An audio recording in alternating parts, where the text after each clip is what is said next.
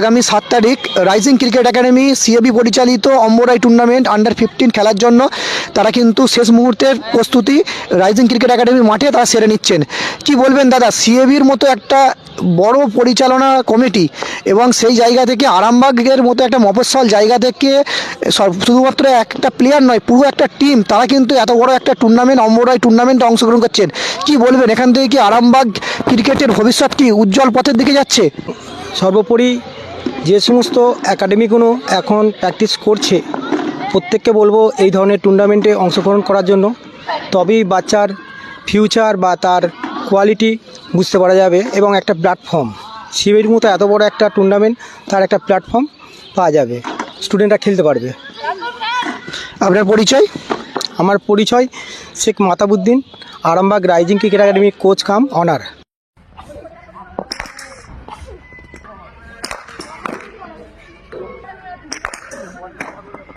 বিস্তারিত আমরা কোচ সানিবাবুর কাছ থেকে জেনে নেব।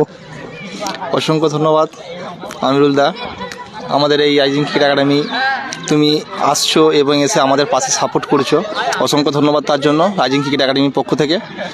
আমি তো খুব এক্সাইটেড, মানে আমাদের একাডেমি আজকে খাতা কলমে হয়তো 3 মাস, কিন্তু আমরা যে অম্বরাই টুর্নামেন্ট, যেটা কলকাতায় এত বড় টুর্নামেন্ট হয়, আমাদের একাডেমির ছেলেরা সেই টুর্নামেন্টে খেলবে, মানে আমার বলবো কি আর, আমার চোখ দিয়ে জল চলে আসছে, আমার খুব ভালো লাগছে।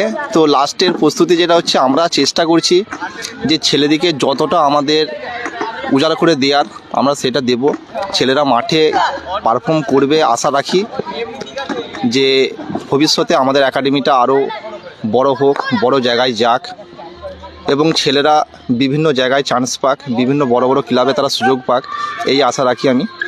আচ্ছা, আপনাদের যে টিম সিলেকশন হয়েছে, সেই টিম সিলেকশনে কি আপনারা শুধুমাত্র আপনাদের রাইজিং ক্রিকেট একাডেমির ছেলেদেরকেই রেখেছেন আন্ডার-15 স্কোয়াডের মধ্যে, নাকি ওপেন ট্রায়ালের মাধ্যমে আপনারা টিম সিলেকশন করেছেন?